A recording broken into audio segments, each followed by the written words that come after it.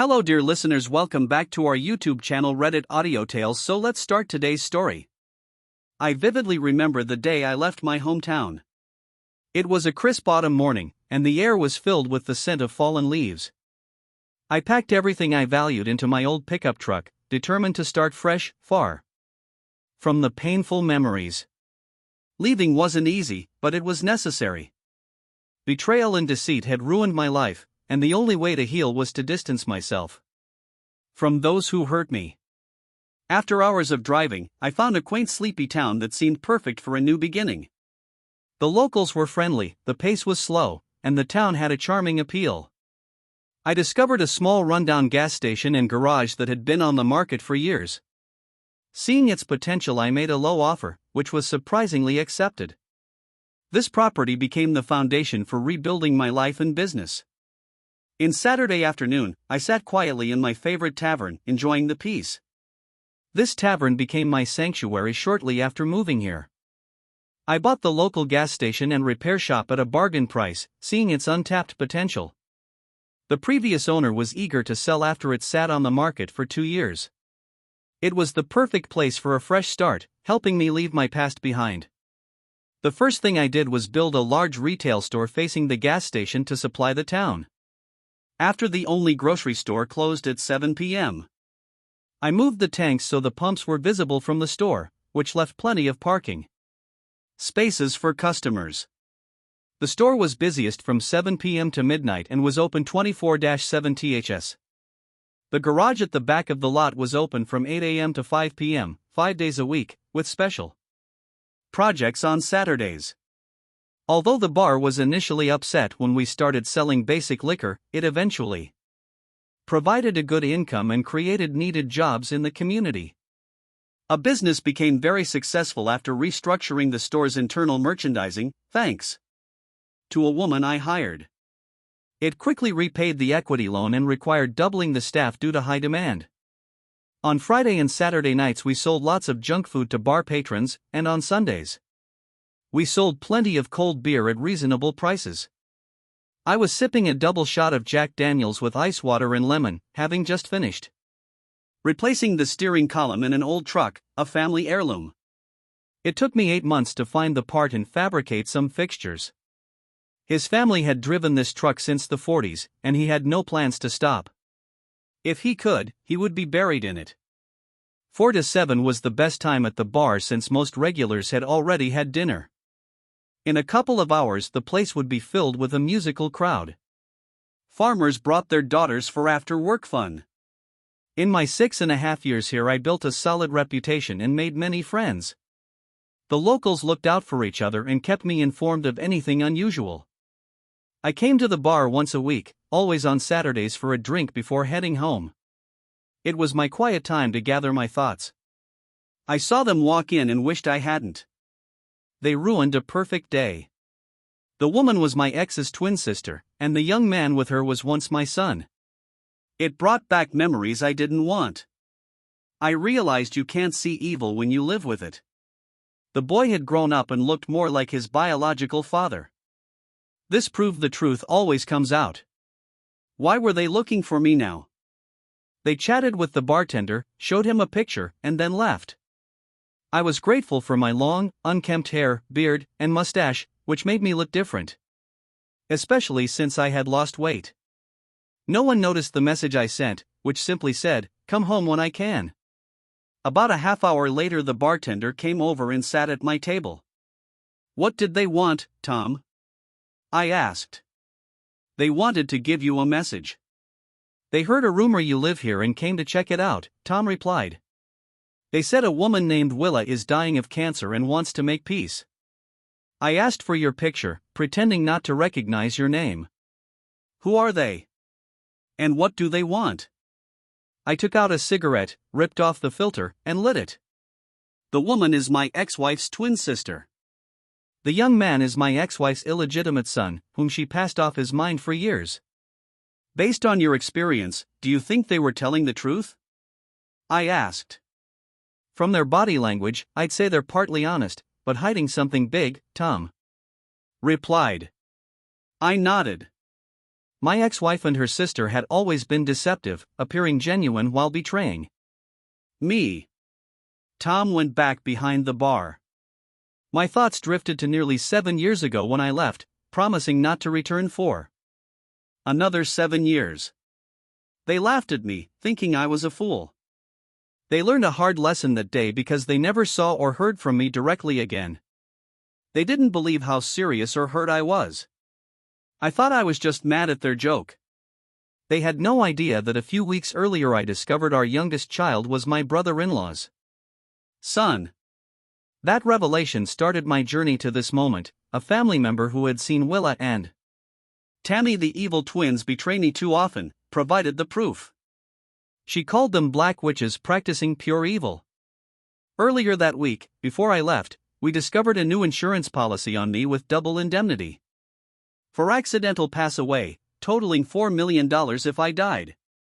A wise old woman told me to flee. When I left for my work truck, they had no clue. It was already packed with everything I wanted from my 16-year marriage.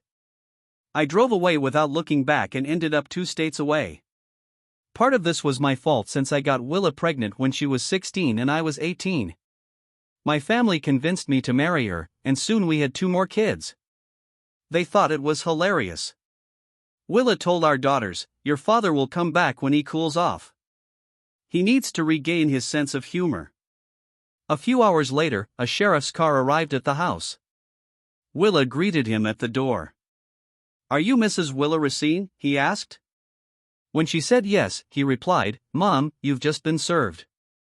She laughed, thinking it was a joke. But when she opened the envelope, she realized I had dissolved our marriage without a second thought.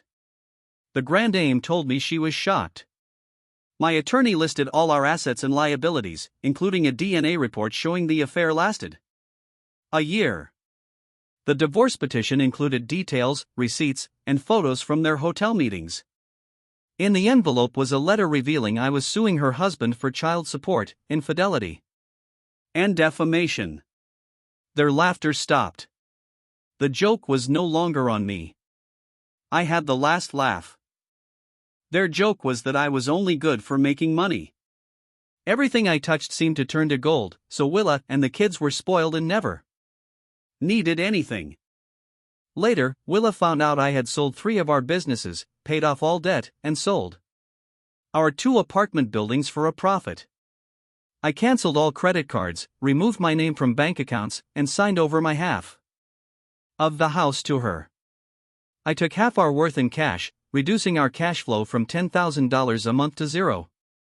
Willa's sister learned the cost of using me. My attorney froze their assets before they got the subpoena, leaving them broke after the divorce. My attorney called Willa in after the divorce and reimbursed her for a quarter of their losses. "Why would he do that?" she asked. My lawyer replied, "For him it was never about the money, it was about principle. He hopes this money gives you a chance to start over and learn from your experience." Willa refused to agree to the divorce without speaking to me, leaving us legally separated, but not divorced. I had no need to talk to someone who lied to me for years. She had to work for the first time, learning that money disappears quickly without income. I had my attorney forward important mail to a rented FedEx mailbox, which was then sent to my work address weekly. I did this knowing that Willa and her sister loved to manipulate and plan revenge. I knew they would eventually try to get back at me. It wasn't a question of if, but when. Their family didn't believe in leaving things be, and my absence would upset them. The longer this went on, the worse their payback would be. They wouldn't let it go easily. Until now I thought I had succeeded in escaping. With Tammy's appearance, I realized their game wasn't over. I finished my drink and left through the back door, in case they were watching the front. I crossed the empty lot behind the house and walked around the block to my pickup. As I was unlocking the door, a man approached and said, "You're a hard man to find, Mr. Arthur." "Seth received no doubt," I said. "How do you know that? My name is Peter Edwards." "Your oldest daughter Connie is my wife," he replied. "That could be a blessing or a curse." I said, "If she acts like her mother, so why are you here?" "I came looking for you," he said. Some things need to be settled. That would be the case if your mother-in-law would just sign the divorce agreement, I said. What divorce agreement? Peter asked in surprise. I told him to follow me. We drove through town, then onto a long driveway leading to a farmhouse. Inside my home office, I showed him the divorce papers and let him make copies. Peter didn't need to know that I didn't live there. I had built it for the grand dame, hoping she would eventually leave her old home. Peter was a pleasant-looking, confident and seemingly educated young man. I wondered if he was who he claimed or part of Willa and Tammy's scheme. He used my Wi-Fi to download files onto his laptop. All important records were stored there, with a master copy and a safety deposit box. He was interested in a copy of the sheriff's report Willa signed when served with the summons. He managed to print a damaging letter from Willa's attorney to mine, acknowledging the agreed property division, but refusing to finalize the divorce without my in-person meeting. While Peter worked, I observed his expressions and saw that he was learning new information. My paperwork contradicted what he believed. Do you think Connie knows? Peter asked. That's something you'll have to find out, I replied. Here's a question for you. Is Willa really dying of cancer? Who told you that? Peter asked. Tammy and Seth told a bartender that today. But I know Willa is fine. She's in a common law marriage with her former lawyer and is expecting his second child. Peter said, she's the one who asked me to find you to start the divorce. She claims it's necessary so she can remarry. He called his wife and put it on speakerphone so I could hear. Connie, did you know your mother lied about the divorce not being finalized? Peter asked. What are you talking about? Connie replied. Mom told us Dad abandoned us and cleaned out whatever was left before leaving town. If it wasn't for our stepfather, we wouldn't have survived.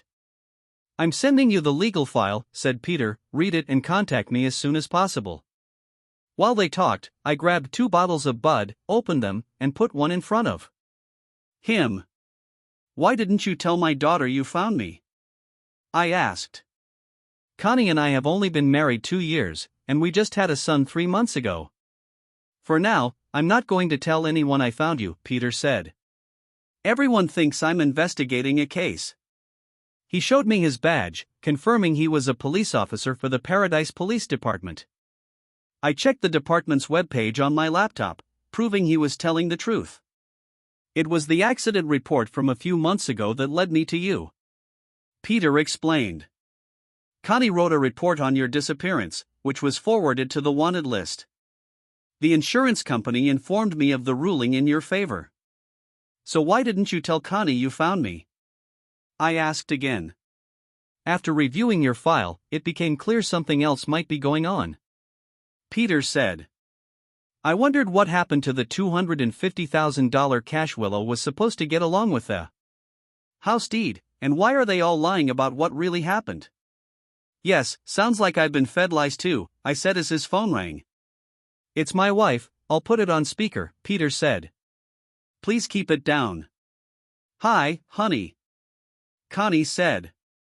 Where did you get all this from? Is it true? We've been lied to for years.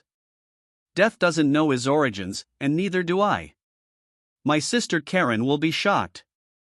Mom chastised her for defending Dad. They don't speak anymore.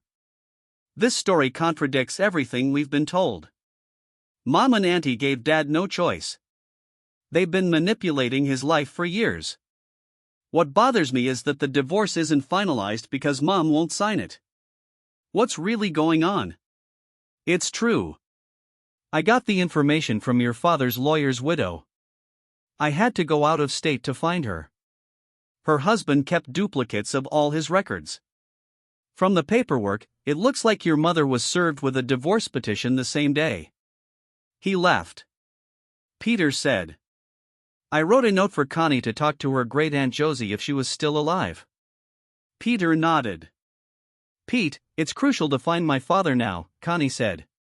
He deserves to be free of Mom and her schemes, at least to finalize the divorce. What happened to the money she got?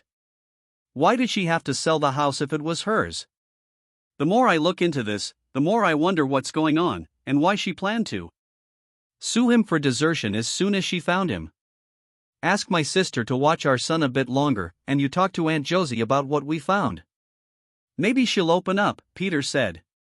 This must stay between us for now. It looks like there may be serious fraud.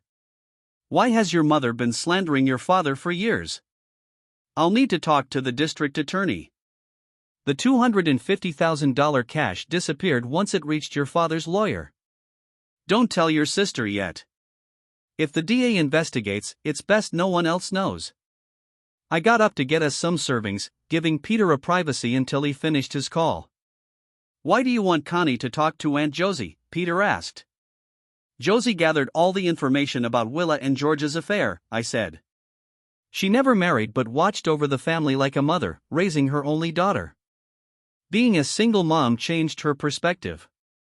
She thought Tammy and Willa conspired and used George and me, but their ultimate goal is unclear. If it's true, why? Peter asked. Aunt Josie's granddaughter, Jody, wants her to move in with her, but Josie insists on waiting until the truth comes out. Jody visits with her 2 sons. Jody leads a very withdrawn life, I said. Socializing with Willa and Tammy takes a toll on everyone. They've used people most of their lives. It wasn't until Josie gave me the material that I realized this. Do you want to ask me about your children before I leave? Peter asked. Not until I know you're who you say you are, I replied. This could be another part of their game. Look into the sudden pass away of my lawyer, because if she's planning to sue me, what makes her think she can win? Peter's face turned white, realizing what kind of people he had married. We decided to trust each other enough to exchange numbers. He promised to keep me informed. I walked him to the door, shook his hand and said goodbye. After he left, I cleaned up, locked the apartment, and took the long way home to ensure I wasn't followed, giving me time to think. My life had improved since putting the past behind me. Did I want to relive it all again? Knowing Willa and Tammy, I had to prepare for what was coming, as they'd go to any length for money. As soon as I walked through the door, 2 little kids grabbed my legs. I picked up my 3 and 4-year-olds, the apples of my eye, just like their mother. I felt blessed to have all 3 of them in my life. My wife, Josie, called out that dinner was almost ready, so I went to wash up. Over dinner, I told her about my day since closing the store. I couldn't have imagined my life turning out like this when I left Paradise almost 7 years ago. I promised my grandmother, Josie, that I would keep in touch, and I did, calling her every Sunday. About 1.25 years ago, she called me for help. Her granddaughter, Jody, needed to escape a failed marriage and find a safe place to start over. Jody, 10 years younger than me, had no children and lived on an army base out of state. I didn't know much about her, but I owed Josie and was glad to help. It took me a week to find and partially furnish a 2-bedroom apartment for her in a small town, which was nearly impossible without a friend's help. When I arrived to pick up Jody, she had quit her job, emptied her bank accounts, and packed her bags. Her husband was about to enlist in the army after his last 2-week training exercise. I quietly arrived around 8 in the evening with a rented U-Haul truck. With the help of a few neighbors and friends, we moved everything she wanted into the truck. I left her town in under 4 hours, refusing to say where I was from for safety. As we drove back, Jody and I started to get to know each other. Late that night, she got a call from her grandmother. I smiled when she said, "Yes, Grandma, Art picked me up. You could have warned me he's a wild bushman who might look half decent if he cleaned up." The next day, Josie contacted Jody's attorney to have all her legal documents sent to my FedEx box. Jody warned that her soon-to-be ex-husband could cause trouble, so I took steps to protect her. Jody then took over managing my store and proved to be an excellent manager, making successful changes in prioritizing customer needs. Her personality attracted many new clients, and she established a well-organized, problem-free staff. Josie had to get a restraining order against Jody's ex due to his constant threats. He was dishonorably discharged and moved back to my old hometown, thinking Jody would be there. To keep unwanted attention at bay, Jody wore a diamond ring which helped her adjust to her new life. She handled banking and bookkeeping, gaining everyone's acceptance as I had introduced her. Jody's honesty and personality made her wonderful, and her long black hair was often hidden from her face. When asked about her ring, she replied, "I'm sure you'll figure it out," sparking rumors that she was my future mail-order bride. She started bringing me lunch on Saturdays, as I often forgot to eat while working, resulting in weight loss. Our relationship grew naturally. Everyone assumed we were a couple, and Josie kept us updated on events back home. We became curious when we learned Jody's ex was friendly with Tammy. The day Jody's divorce was finalized, our relationship deepened. We celebrated with friends at the local bar, sharing our first kiss during a slow dance under dim lights. 6 months later, we moved in together. While the kids were bathing, I shaved off my beard and mustache, leaving only stubble. The kids watched in amazement. I soaked my face in theirs with the bowl and brush Jody bought me for Christmas, much to their delight. Jody walked in, surprised to see the kids giggling with soapy faces as I finished shaving. "It looks like Daddy would look like you with a clean face," Jody teased. "Should I cut his hair too?" Both toddlers eagerly said, yes. I laughed and said I'll let the barber handle that on Monday. "No, I'll do it myself before you change your mind," Jody insisted. After drying off the kids and getting them dressed for bed, they sat at the kitchen table and watched Jody cut my hair. By the time she finished, I barely recognized myself in the mirror. I told Jody she did a great job. She sent me to shower off the loose hair while she cleaned up. During this, her grandmother called to say Connie had just left. Jody believed her grandmother was ready to confront the family, straightening things out. Connie learned that my 3 children were supposed to receive $600 each per month from annuities I had set up for child support, but they hadn't received any of it. The next week, I endured jokes from everyone about my new look. People asked Jody if she had to blackmail me into joining normal society. Jody humorously replied that I had promised to bathe at least 3 times a week. Most got the joke, some didn't. It was interesting to see how people acted when they believed they were superior. Bird of Paradise informed me that I would be sued in civil court for child abandonment, exertion, and back child support. Jody and I found this amusing, thinking a judgment would lead to a collection service trying to find me. When the mailman broke the news, he also found it funny. His boss and the DA hired an attorney to represent me, using my situation to piece things together. Peter estimated that Willa and Tammy had stolen over $48,000 from each of our children. They re-examined my former attorney's sudden pass away, turning it into an open criminal case. Jody's ex-husband became a person of interest. If the findings were true, Willa and Tammy faced 7 to 10 years in prison, and Willa's former attorney, now her common-law husband, could be disbarred. The lawyer they hired for me would be paid by them, and I needed to stay hidden to help build a stronger case.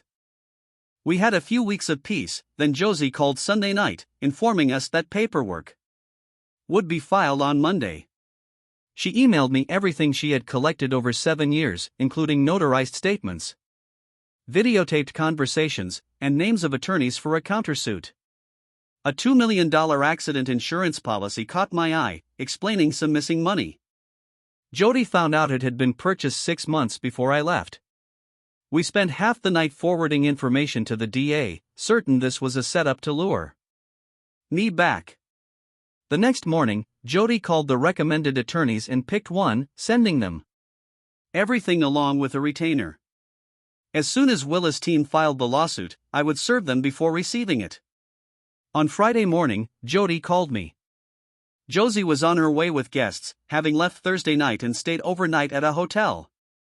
This indicated things were heating up. Jody and I decided to close the store on Saturday and have a long weekend with family. Peter was riding with Connie and their son. All Connie knew was that they were visiting Jody. Around 7 p.m., we saw a Ford Explorer and Escape pull up in the driveway.